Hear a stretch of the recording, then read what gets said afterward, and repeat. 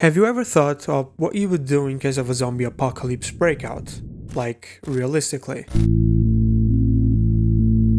Put yourself in a scenario where the world goes into total shambles, into anarchy, where you and the rest of humanity slowly realize the extent of the situation. People robbing grocery stores for supplies, stealing expensive items with currently high social status, just to realize that in a week it'll all be worthless.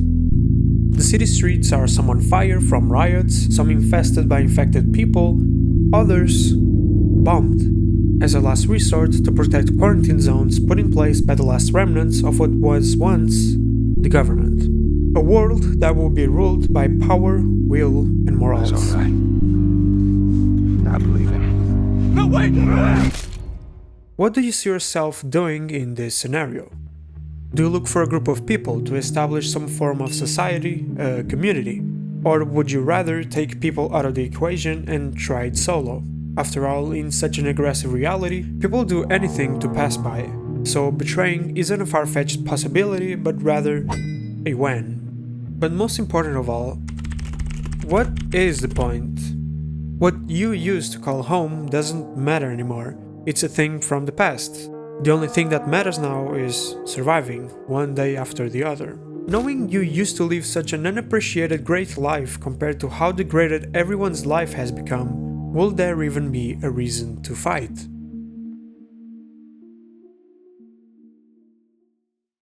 I would probably kill myself. The Last of Us is a franchise that has been around for more than a decade at this point, expanding all the way from its first game to comic books to just recently a series adaptation for HBO and a remake of the original game. But more than that, The Last of Us is and has been known for its captivating story and for the way it resonates with the players. That's the cutest fucking thing I've ever seen in my entire life. So let's go on with it.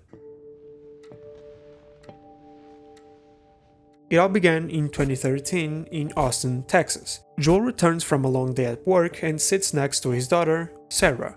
She gives him his watch, now fixed, for his birthday and falls asleep shortly after.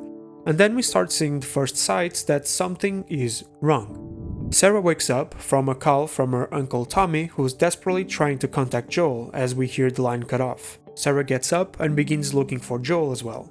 Going to the bathroom, she finds a newspaper which talks about a Food and Drugs Administration investigation on crops potentially tainted with mold, followed by another section that references a crazed woman that killed 4 people and later tried to attack law enforcement. She then goes to Joel's room and glimpses past a new segment referencing some riots in the city before she is able to see explosions in the distance. She goes downstairs and finds Joel, as he makes his way inside the house, closing the window behind him just before he loaded up a revolver and shot Jimmy, one of their neighbors who tried to attack them. Tommy arrives. They get in his car and get on the road, with the intention of getting as far away from the city as possible, as it seems to be ground zero for the sickness that is turning people crazy. But as they do so, they realize the full extent of the situation. No signal of any kind, highways are being blocked, houses are on fire, and people are dying. They stumble upon a traffic congestion caused by people with the same idea as them of leaving town, so Tommy turns around and tries to find a different way out. After regaining consciousness from the car accident, which injured Sarah, Joel gives the revolver to Tommy for protection and carries Sarah from now on. Eventually, they get inside a building, and Tommy tells Joel to run to the highway while he holds back the horde of crazed people. They do so while getting chased by others, and as they reach the highway, a soldier saves them. It's okay, baby. We're safe. We're safe. But not all is as good as it seems. There's no guarantee that they're not infected themselves. But one thing is for certain, dead people can't be infected.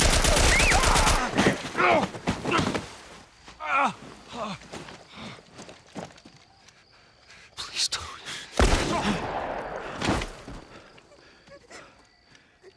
Oh no. Sarah?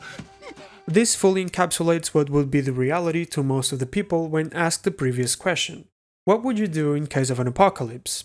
Everyone, me included, thinks of where they would build a shelter or a satellite, ways to store food, water and other supplies, build connections if even build them at all, but in reality most would be gone in the initial outbreak. The chaos of everything going down and people resorting to the same safer idea of moving away from the city to simply be stuck in the highways. Even if you decide to stay put and wait it out, sooner or later, raiders would come to scavenge your place for resources, forcing you both into a fight for life, bringing the expectations of survival much lower as everyone, in order to make it in this world, would turn into complete anarchy for a higher chance of survival. An uncontrollable mess that traps everyone one way or another. Now, let's talk about cordyceps. The very first episode of the series opens in a talk show where we see two epidemiologists presenting what could be a realistic apocalyptic scenario. One of them shows particular interest in fungus, explaining that microorganisms like viruses, bacteria, and parasites are ultimately deadly, seeking to kill the body it affects. Fungus, on the other hand, seek to control. It's a thing that actually exists, but only in ants and other insects, as it can withstand the internal temperatures of larger animals. However, if the world were to get a little bit hotter, hinting the fungus to evolve to be able to resist higher temperatures, it will also be able to infect other animals, including humans. The name cordyceps comes from a real fungus, and it just so happened to be the first, or more likely only fungus to mutate in the universe of The Last of Us. The infection is ever so developing once it affects someone. The first stage is what you'd consider a zombie. The person loses all trace of what makes a human behavior, becoming aggravated and aggressive with minimal signs of being infected when compared to the other stages. After some time, the fungus begins to grow through the cranium and ripe mushrooms outside the body, evolving to what is named a stalker. The name speaks for itself. The infected person begins hunting its prey silently, trying its best to not be detected by whatever it is after. And later, a clicker, which, due to the lack of visibility because of the growth of the fungus, relies only on sound to navigate and hunt. And the last stage is the bloater, also blind but large and strong, and the external fungus growth serves as an armor, making them the most powerful stage of the rest. The mutated cordyceps was first noticed in a factory in Jakarta, Indonesia, which is one of the biggest exporters of flour and grain. The contaminated ingredients were used in several flour-based products and later exported globally, a discreet way for a disease to spread. Knowing this and then watching the first episode again is incredibly eerie, as Sarah tells Joel that she wanted to bake him pancakes for his birthday, but they were out of pancake mix. Where's the pancake mix? Oh, was that? Yeah, it was. Sorry. And the fact that at the start of the day, we see their neighbor feeding his wife some freshly baked cookies, the same lady that at the end of the episode attacks Sarah. 20 years later, and the world is as messed up as you would imagine. The Federal Disaster Response Agency, also known as FEDRA, took control of the government shortly after the collapse, in order to establish quarantine zones all around the country. Quarantine zones, or QZs, are heavily controlled areas where the military prevents citizens from leaving and subject them to forced labor, publicly executing those they deem disobedient or expel them from the QZ. One of the last remnants of the pre-outbreak United States government. Given that, many have attempted and succeeded to rebel and overthrow the established administration, one such agency being the Fireflies, which take action all around the country but are mainly focused on Boston, Massachusetts. This is pronounced as Massachusetts. The place where Joel finds himself in. Speaking of Joel, also known as the Smuggler, he's a predominant figure in this area, so is Tess, his partner. Both have an extended contact list and are not the most law-obedient citizens, as you would guess from someone known as the Smuggler. Still, they manage to keep a low profile and stay out of trouble with Fedra by being a neutral party and very hard-working people. Joel and Tess go after a man named Robert for some unfinished business, and after knowing that he sold some of their guns to the Fireflies, they take him out. After that, Marlene, the leader of the Fireflies, finds them and offers them a deal. Marlene wants something to be smuggled out of the QZ and it to be delivered to the Capitol building. In exchange, they'll get their guns back and more. That's when they follow Marlene and find out that they're supposed to smuggle Ellie. They eventually accept the job and set up camp in an apartment close to the border. And as the night falls, they begin making their way outside the QZ, but are caught off guard by two soldiers that start checking if they're infected, to which Ellie suddenly attacks one of them for Joel and Tess to finish the job, revealing Ellie's test as positive. After going to a safer area and discussing the whole situation, we get the full synopsis of what's going on. The reason Ellie attacked one of the guards was because she is infected. and has been for the past 3 weeks, whereas a normal person would have succumbed to the infection in less than 2 days, which means Ellie is immune. The group of Fireflies that we're going to take her to are going to take her out west and reverse engineer a cure. The reason Joel and Tess were chosen for this job is simply because the first option was Robert, and Marlene, the second option, is injured, leaving only a trusted party such as Joel to finish the job. I can't.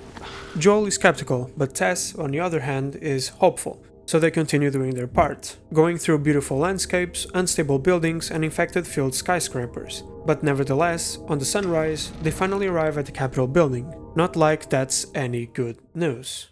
The Fireflies have been wiped out. There's no one else here. Tess is horrified, not because she's seeing a human corpse or something like that, but because she got bitten earlier. As her last request, she tells Joel to find Tommy, his brother and a former member of the Fireflies, and ask him where to go. Joel is obviously devastated and refuses to do it, but there's no time to think. Soldiers arrive at the Capitol building and begin surrounding it, so Tess offers to stay behind and buy them some time as they make their way out. And they do so. We can faintly hear in the background shots and screams from both the soldiers and Tess.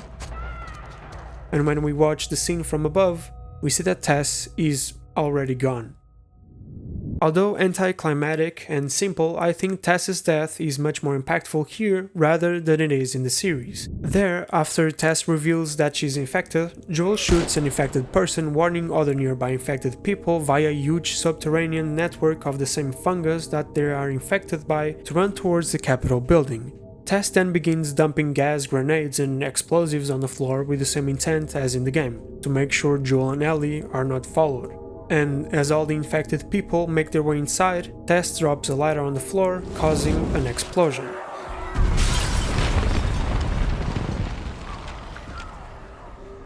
I think that the simplicity and the fact that Tess's death in the game was so underwhelming makes for a much more impactful scene, and touches on my favorite aspect of this whole franchise as I learned it. The people. The different ways, situations, behaviors, decisions, and outcomes of other survivors, as we're going to see. The fact that, at the end of the day, what killed Tess were other people is incredibly poetic. But other than that, Tess's death marks the very beginning of the long journey ahead of Joel and Ellie.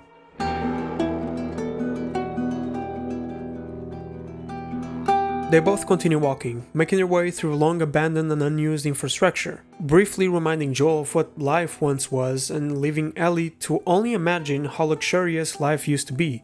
That's when they arrive at Lincoln, Massachusetts, to meet an associate of Joel, and their best shots to get their hands on a car. As we come closer to the center of the town, we realize that this area is filled with traps, and that's because the town is run by a one-man army, Bill. And in order to return some favors he owes to Joel, Bill agrees to scavenge the town for missing car parts. And after making their way through the town, they arrive at the only house with a car with a working battery Bill knew of, but the battery was no longer there. They leave and eventually make their way to this house, where we see the hanging corpse of Bill's partner and find where the battery went. We also find a note written by Frank where he reveals that he was done living with Bill and wanted something better to look for, so he grabbed the battery, being bitten in the process. We then open the garage door and push the car down the road until the engine starts, leave Bill shortly after, and keep driving west. So, as you're able to see, Bill is a survivalist. He's got his own headquarters surrounded by multiple traps and leaves notes around his perimeter to remind himself of certain tasks. And for such an interesting perspective, it saddens me that it simply lacks interest in the character himself. Everything's got its pros and cons, and in exchange of being the most demanding and rewarding part of the game until this point, when it comes to introducing gameplay elements, Bill's left to be an easily forgettable character, something that the directors of the series took into consideration and decided to change. Episode 3, Long Time. 15 minutes in, we see the military enforcing a mandatory evacuation on this town, later revealed to be Lincoln, as a man watches it all unfold from the basement of his house. Right from the get-go, we see that this man is a prepper. He's got this multiple camera surveillance system, a wall full of weaponry, as well as loads of ammunition, sulfuric acid, books, and all kinds of things you'll need to survive a catastrophic event, such as this. As soon as he hears the military leave, he makes his way out wearing a mask and armed with a shotgun. And after checking around the house and realizing that the town is empty, he wasted no time and proceeded to scavenge local gas stations to stock up on gas, raid local stores for materials to build a compound around the town, and in a matter of some years became, for the most part, self-sufficient. That's when, one day, Bill is fixing some of his equipment when suddenly one of his traps go off, capturing something. Bill, assuming it's just another infected, walks up to it and realizes I'm not infected. it was actually a survivor. Taking every precaution, Bill lets them leave the pitfall and point to the Boston QZ, but seeing Bill's generosity, they beg for food. To which Bill denies, explaining that if he were to give them food, they'll eventually talk to other people about it and bring more attention, raiders, and all kinds of things Bill wants to avoid. But after chatting for a little bit, Bill decides to leave his comfort zone and allow them in. He allows them to take a shower, have a cooked meal together, play piano, and at the end of the day, they end up sleeping together.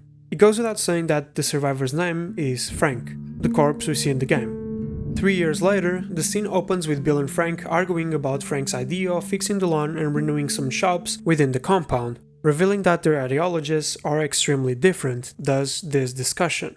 Bill is all about efficiency and security, mentioning that renewing the shops wouldn't be a responsible decision from a resource management point of view, while Frank says that paying attention to things, it's how we show love, expressing his desire to make the town, their home, feel alive as it used to before the outbreak.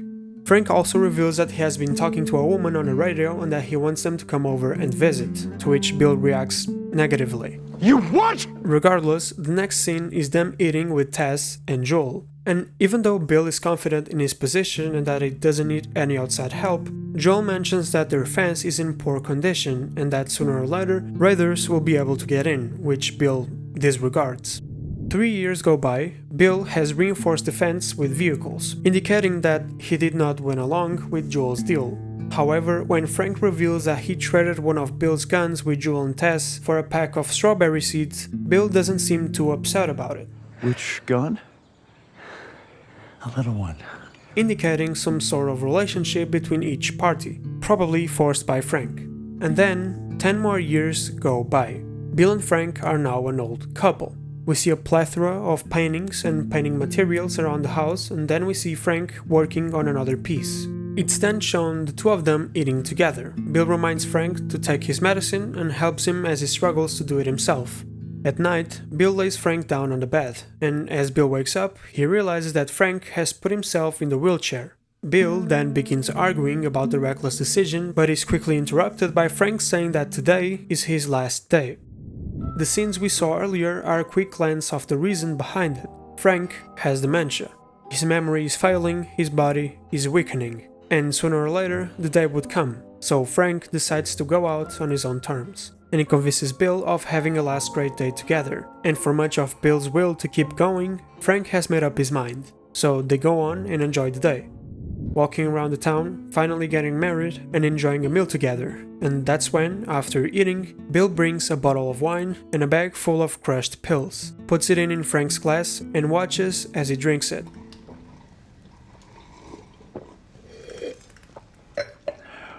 Before proceeding to chug his glass of wine as well, revealing that the wine he served itself was already adulterated. And with that, they go to bed for the last time.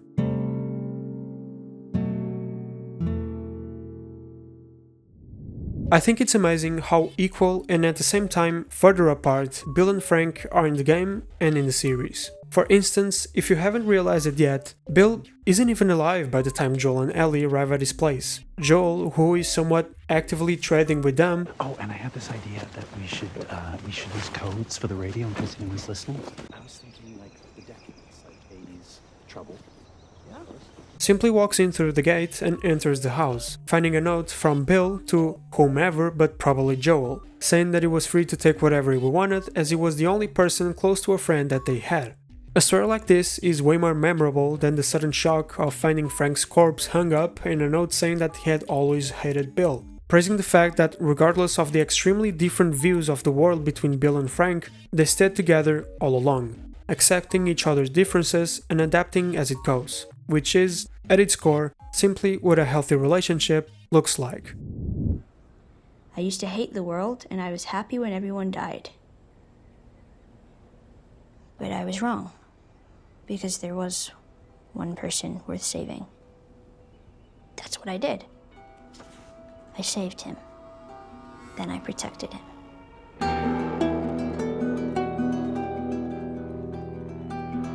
Joel and Ellie, after getting Bill struck, begin making real progress westward, and whether we follow the game's storyline or the series, the next scene takes place in either Pittsburgh, Pennsylvania or Kansas City, Missouri. Missouri. Missouri. Since I'll be mainly focusing on the series' adaptation, I'll call this whole section Kansas City. But regardless, Kansas City is an overthrown QZ. The people within the quarantine zone were able to abolish Fedra's administration and establish their own. Without knowing that, Joel and Ellie come across a blocked highway and decide to take the exit into the city, hoping to find another way in. While doing so, they get ambushed and crash into a store, getting into a fight with a group of thieves from the resistance of Kansas City. And after leaving the fight victorious, they eventually make their way up a tall building in order to spend the night at and search for a safe way out of the city. That's when, in the middle of the night, they are woken up with guns pointed at them.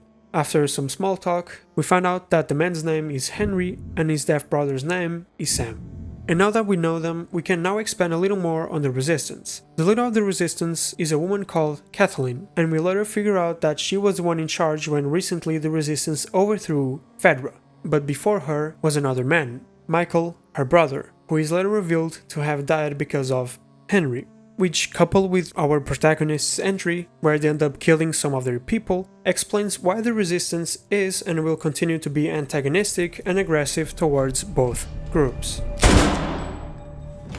The two of them decide to group up, and Henry comes in with a plan. 15 years back, Fedra let out of the infected down the tunnels below the city in order to protect the people in the QZ. Since then, everyone knew better than to go down there. However, Henry was informed that the tunnels are now empty. And since the city is surrounded by highways that are on full surveillance as of recently due to actions of Henry and Joel, going through the tunnels is their best option. They eventually agree to go with the plan and find out that Henry was right about not being any infected in the tunnels. Eventually, they arrive at a checkpoint and decide to wait out the night and leave in the dark. This whole room itself is a reference to a very unique part of the game that we'll be talking about soon. With the time to spare and being halfway out of the city, Henry decides to tell the whole story to Joel.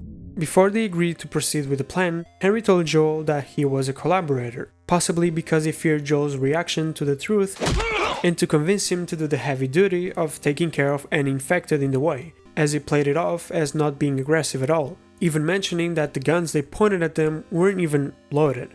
But Henry didn't kill Michael because he was opposed to the resistance or to protests against their practices. Henry did it because he made a deal with Fedra, and for killing the leader of the resistance, Henry was given medication to treat Sam's leukemia.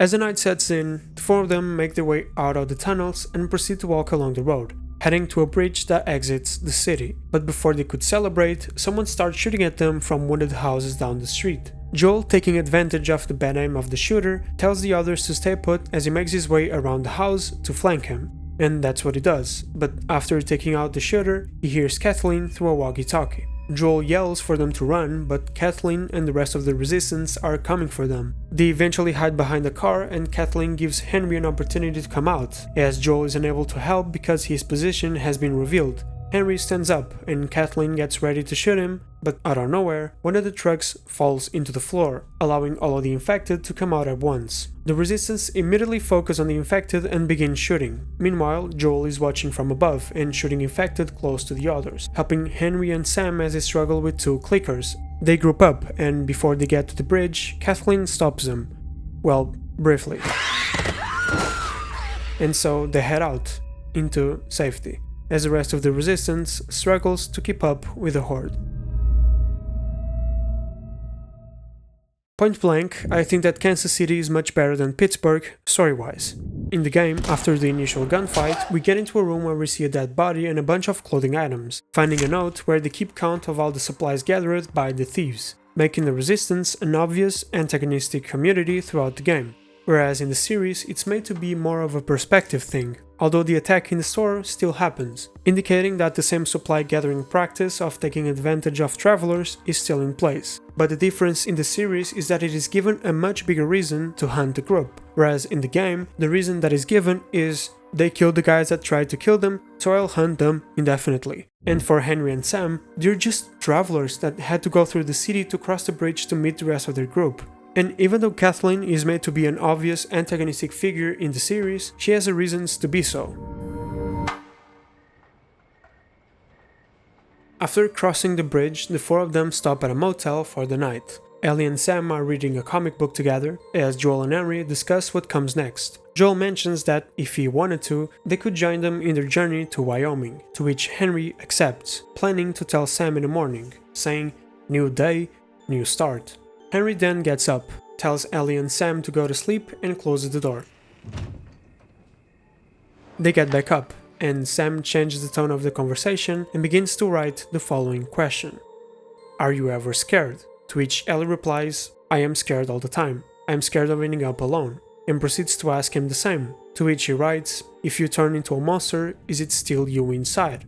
and reveals a bite on his leg. Ellie, hesitant, shows him her bite marks and says, "My blood is medicine," and makes a cut on her own hand in order to spill some of her blood onto his wound. Sam then asks her if she could stay awake with him. It's here that, despite knowing that this is a nonsensical way of healing his wound and trying to do something about it, we're hopeful that it will all be fine in the end, not fully taking in the gravity of the situation, just like Ellie is actively avoiding seeking help from the others. It's hard to imagine what the reactions would have been if he had done so, especially from Henry, given all that he's done to save his brother in the first place. Ellie wakes up and immediately remembers what happened the night before. Seeing Sam sitting on the bed, she tries to talk to him, but he immediately jumps at her. He turned. Joel and Henry wake up as Ellie tries to go away from Sam. Henry is faster to grab a gun and shoots the floor to stop Joel from killing his brother, but eventually Henry does it himself. Silent and in disbelief, he points the gun at Joel, asking, "What did I do?" multiple times. He looks back at his brother, and after taking it all in, he takes the easy way out. The story of Henry and Sam is probably the most depressing thing I have ever watched in my life. Everything leading up to this point was done to give the impression that these four would cooperate in the future. The build-up to the inevitable end of the episode is done in such a way so that the viewer and the player, but more so the viewer, can relate to Henry and care about him. Scenes like the first time Henry hears Sam laugh in weeks, them friendly chatting as they walk up the street, and the final chat with Joel where he said he wouldn't mind joining them. All of that comes crashing down and ends in less than 90 seconds. A scene that will probably stay in my mind for a long time, if not forever. The game eventually ends this part with the same resolution, but the series makes it even more tragic given all of the previous context. The fact that Henry killed a man to save his little brother, only to end up being the one to pull the trigger. However, it's still a man being forced into killing his own brother, so context or not, it's a tragic scene either way. I don't know what you're waiting on, man. The answer's easy. I am the bad guy because I did a bad guy thing.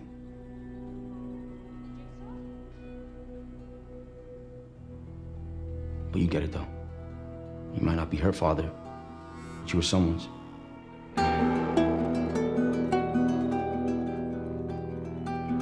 If we go back to the game, when Joel and Ellie are on the bridge, they arrive at a dead end, and between heading back towards the resistance hunting them and jumping into the river, they took the latter.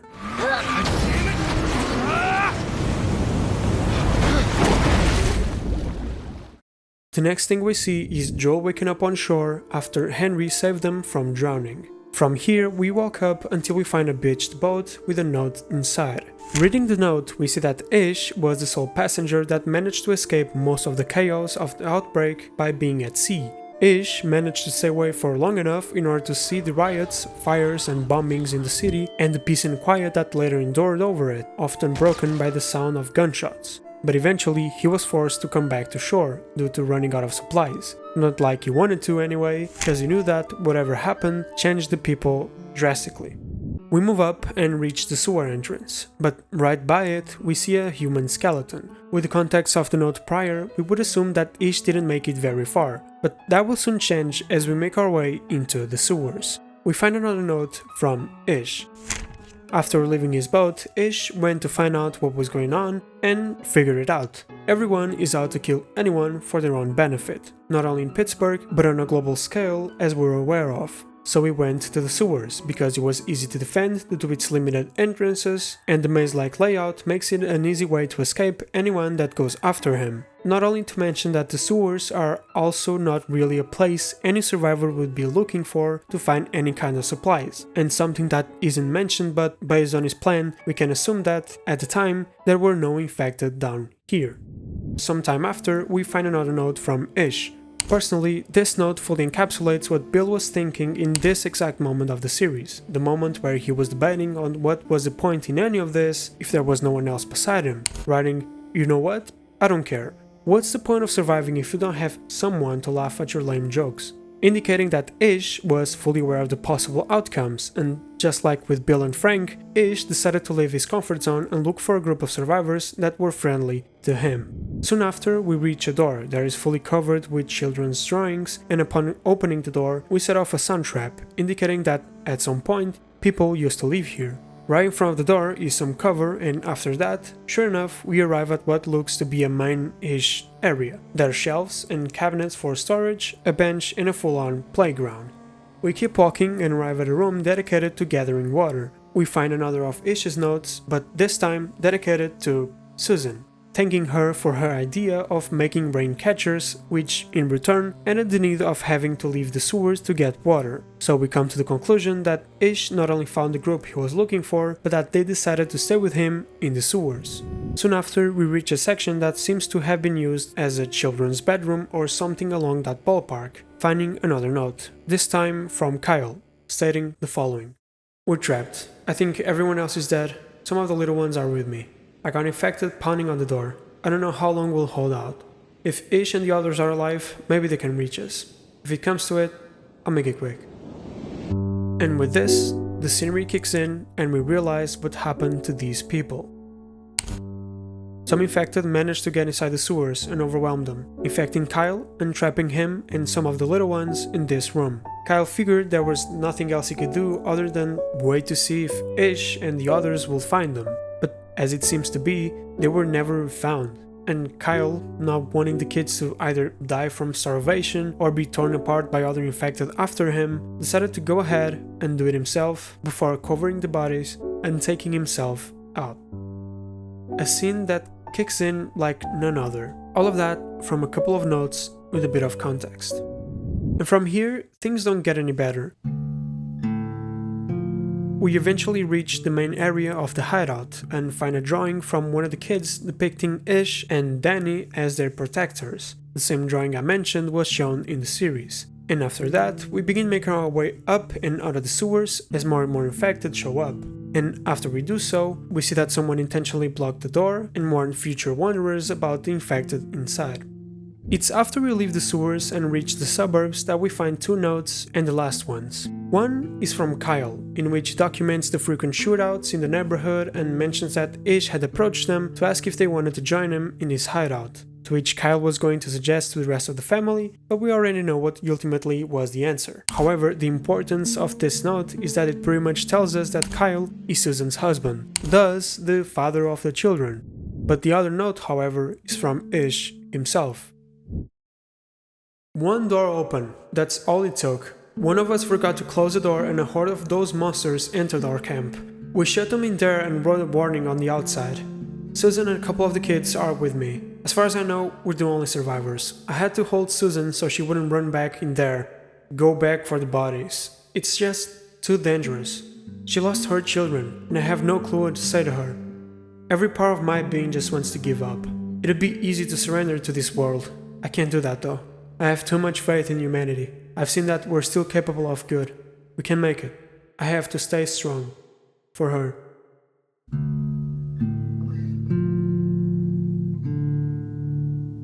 Only Ish, Susan, and some of the kids survived. The infected got into the sewers after someone forgot to close an entrance, separating Kyle and some of the kids from the rest of the group, where they will be cornered in a room hoping for the others to save them, as that same group struggled to get out of the sewers, losing Danny in the process.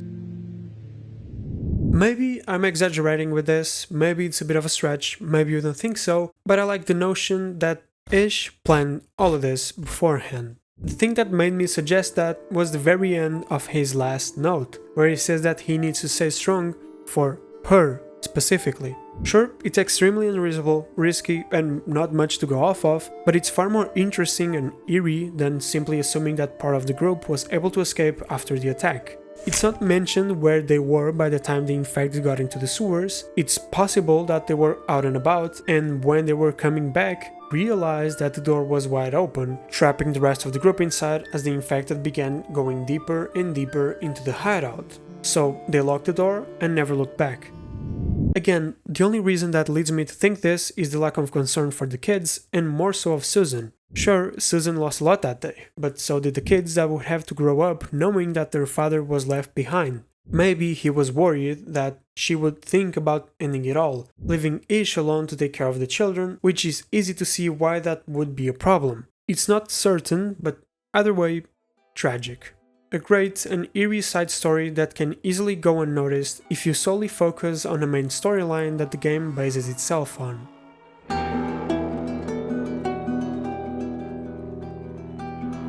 Joel and Ellie keep going, and after months on the road, they finally find Tommy's group. He's my goddamn brother. Tommy.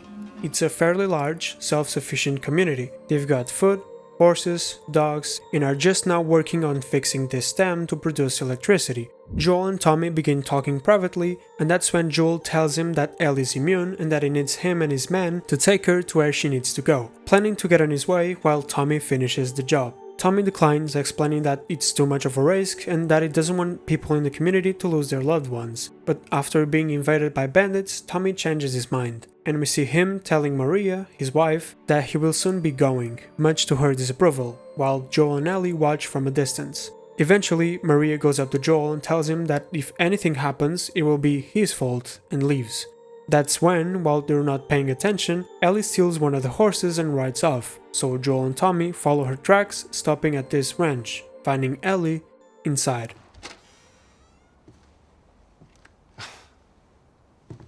Is this really all they had to worry about? Boys, movies, deciding which shirt goes with which skirt. It's bizarre. Get up. We're leaving. Come on. And if I say no? Do you even realize what your life means? Huh? Running off like that, putting yourself at risk? It's pretty goddamn stupid. Well, I guess we're both disappointed with each other then. What do you want from me? Admit that you wanted to get rid of me the whole time. Tommy knows this area. Oh, Well, I'm sorry. I trust him better than I trust myself. Stop with the bullshit. What are you so afraid of? That I'm gonna end up like Sam? I can't get infected. I can take care of myself. How many close calls have we had? Well, we seem to be doing all right so far. And now you'll be doing even better with Tommy. Not her, you know. What? Maria told me about Sarah. Ellie? And you are treading on some mighty thin ice here. I'm sorry about your daughter, Joel, but I have lost people too. You have no idea what loss is. Everyone I have cared for has either died or left me. Everyone except for you. So don't tell me that I would be safer with someone else, because the truth is I would just be more scared.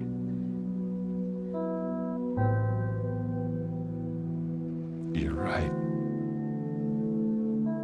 You're not my daughter.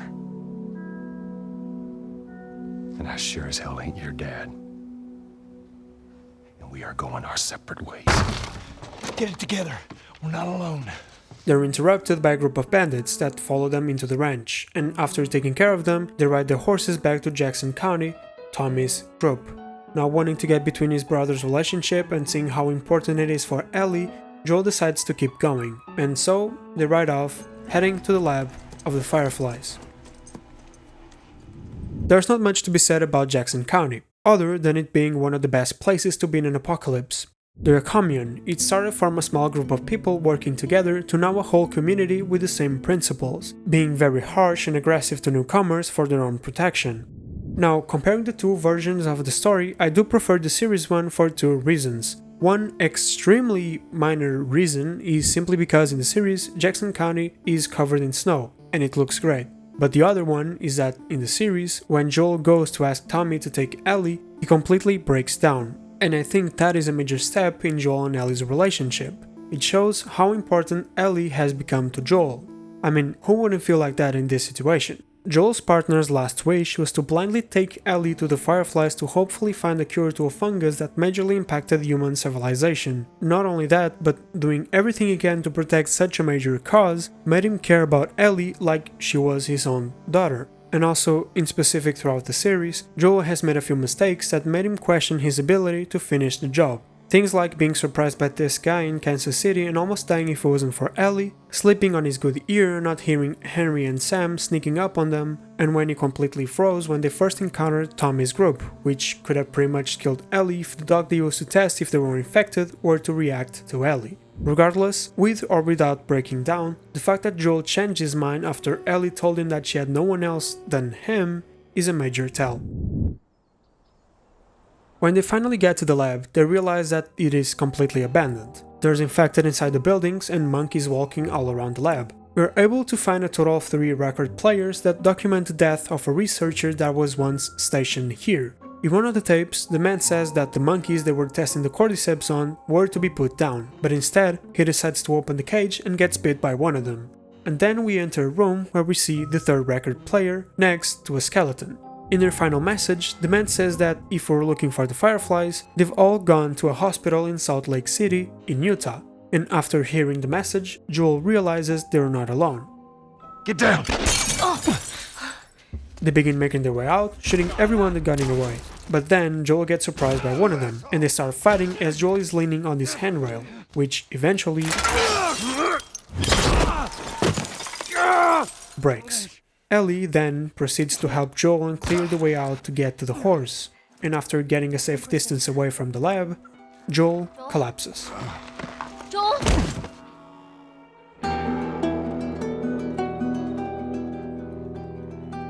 Left Behind is a separate part of the main game that takes place after Joel gets injured, and it serves the purpose of expanding Ellie's character and answering questions that were left unanswered whilst the story kept progressing. It jumps between Ellie trying to find something to treat Joel's wound to weeks before the events of the main game, in which Ellie was still an orphan growing up in an oppressive military quarantine zone controlled by Fedra.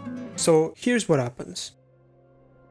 Ellie's woken up by Riley, her friend and roommate who hasn't shown up in weeks. The reason being, she had joined the Fireflies. Riley asks Ellie to come with her and takes her into an abandoned mall before going into the breaker room and revealing that the lights still work. From here, they begin having fun, riding the carousel, taking photos and pretending to play an arcade game.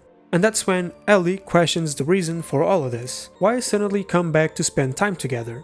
And so Riley reveals that she was asked to move into another city by Marlene, the leader of the Fireflies. Ellie is pissed, but understands Riley's motives. Joining the Fireflies had always been something Riley really wanted, thus why Ellie reacted lightly about that back in the QZ. After some time of avoiding discussing the matter, it's revealed that they like each other, and Ellie has a change of mind, asking her to stay. That's when a large swarm of infected begin to chase them, and when they get into a safer area, they realize that they've both been bitten. So they chose to wait it out. And then we know that, eventually, Riley turned, and Ellie didn't. In many ways, naming the chapter Left Behind fits all of these events in a literal sense. Whether we think of it as Ellie leaving Riley behind for being immune and so in reverse, or as in Joel on the brink of death leaving Ellie behind and Ellie trying her best to cure Joel and not simply leaving him behind. But even so, this chapter goes to tell the exact opposite. Ellie doing her best to compensate for her past losses. She has a choice of fighting for who she cares for, so she's doing it. despite all of the risks.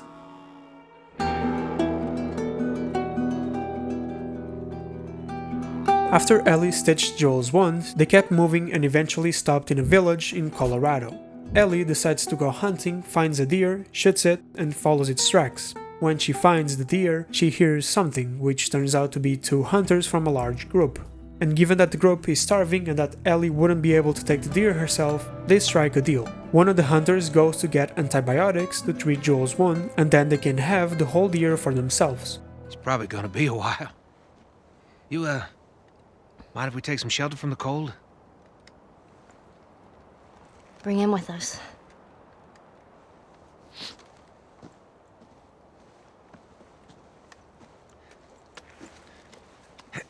After a while, when David, the leader of the large group, and Ellie are chatting, David begins to speak of a crazy man that killed some of his men a few weeks back when they went to scavenge a town nearby. A man that was traveling with a little girl.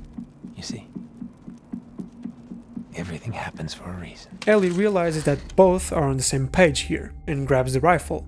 James, who was listening to the conversation by David's orders, gives Ellie her antibiotics and lets Ellie go. Ellie then goes back to the house she left Joel at and gives him the medicine before going to sleep. In the morning, Ellie realizes that she was tracked, and in order to lead them away from Joel, she decides to get on a horse and ride away, but eventually David catches her and knocks her out. Ellie wakes up inside a cell and watches as James chops up a human corpse. David shows up and offers Ellie a meal, trying to convince her to stay with his group with more than friendly behavior. You have heart. You're loyal.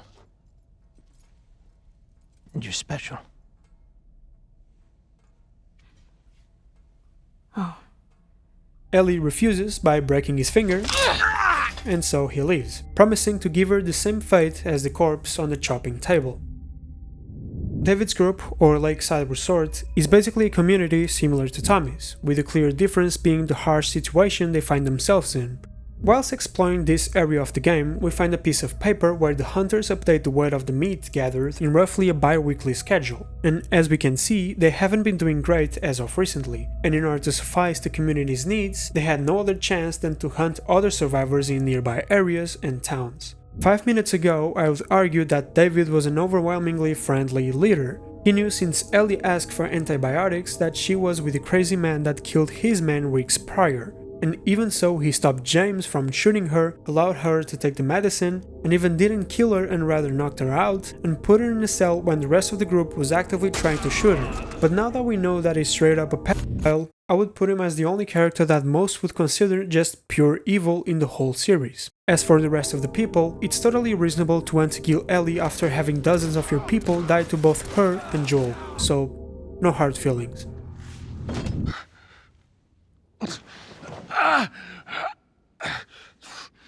Ellie. Joel wakes up feeling better and immediately gets up calling out for Ellie. Not hearing anything back, he goes out and manages to tie down 2 men from David's group. He then asks for their location in the most reliable way. Leading to one of the coolest scenes in the game, by the way. Now you're gonna mark it on the map. And it better be the same exact spot your buddy points to. Mark it. It's right there. You can verify it. Go ask him. Go on. I tell you, I ain't lying. I ain't.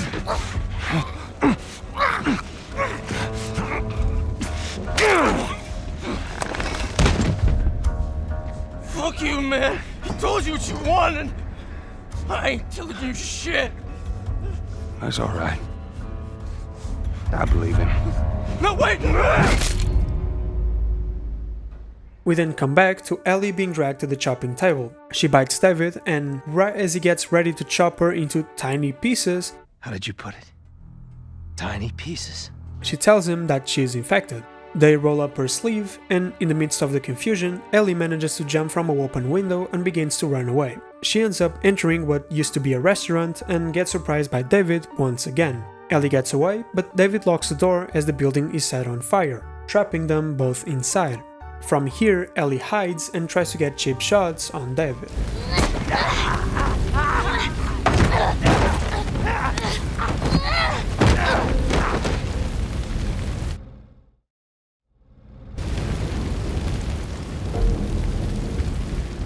As the fight comes to a stop, David overcomes Ellie, and as always, he doesn't try to kill her, but rather, you know.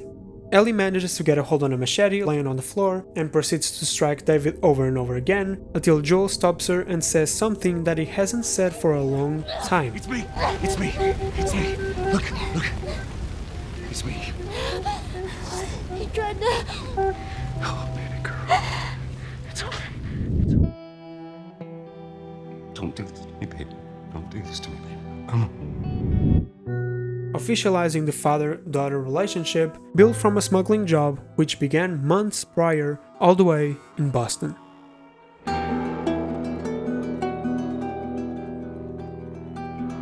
Joel and Ellie are seen walking along the highway, chatting and planning the future ahead, close to reaching their destination. Yeah, once we're done with this whole thing, I'm gonna teach you how to play guitar. Yeah, I reckon you'd really like that. After some time, they opt to go through the sewers and both end up falling in the water.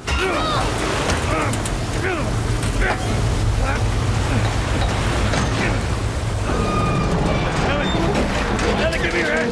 Give me your hand before you...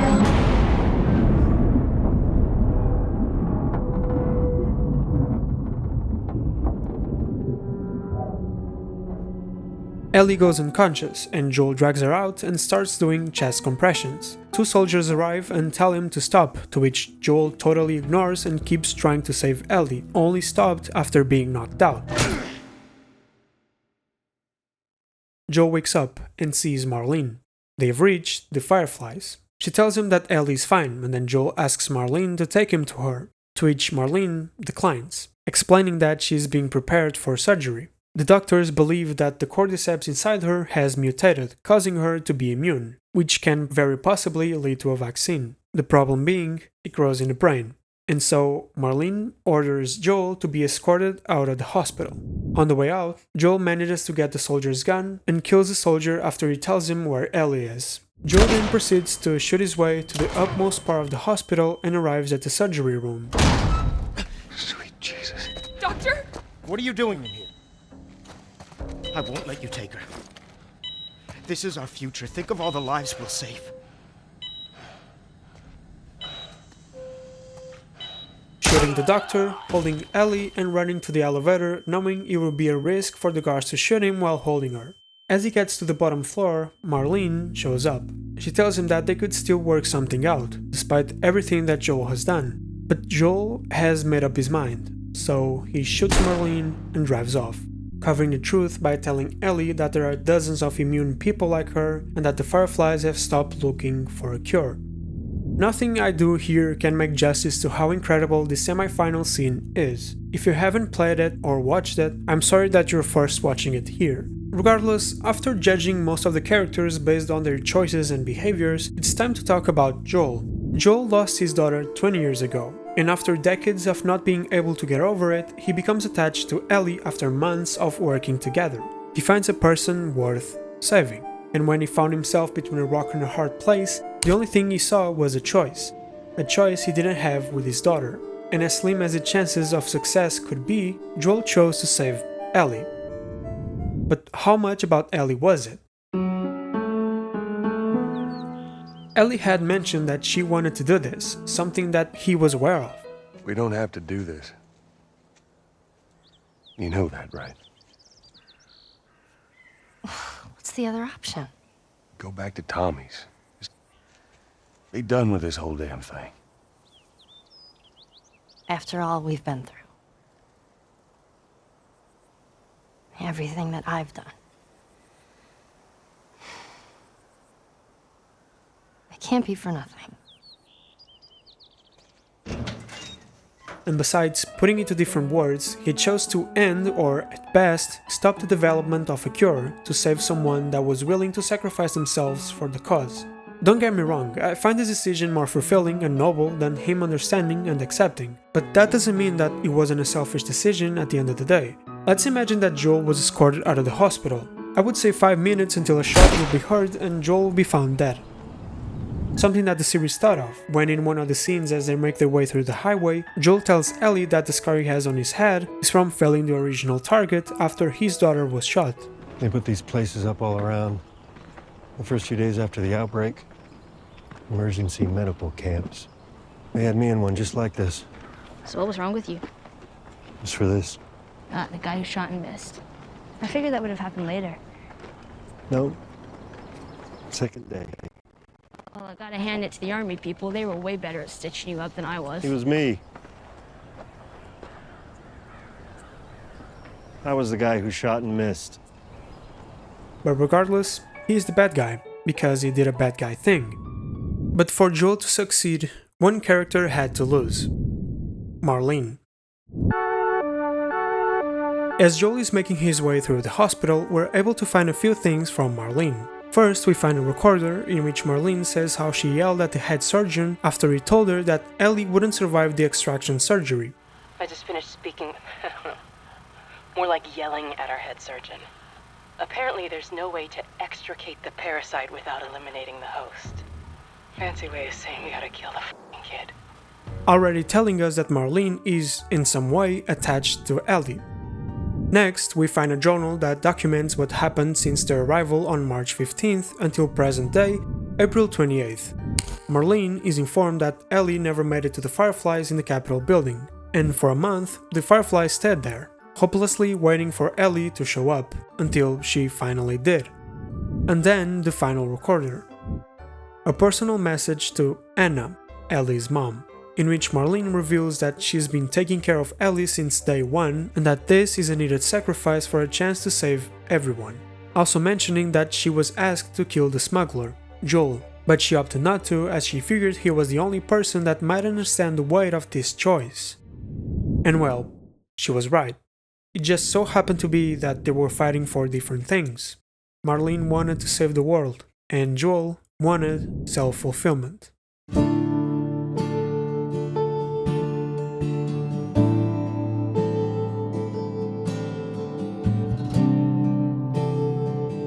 Swear to me that everything that you said about the Fireflies is true.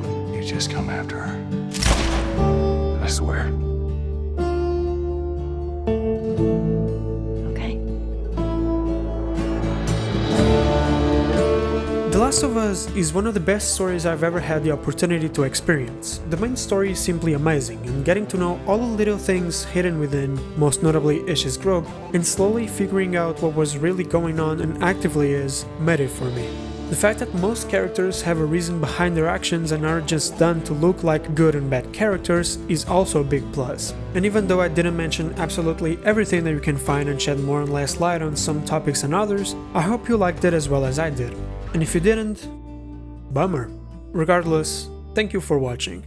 But anyway, I'm 31UE and I hope to see you next time I upload. Bye.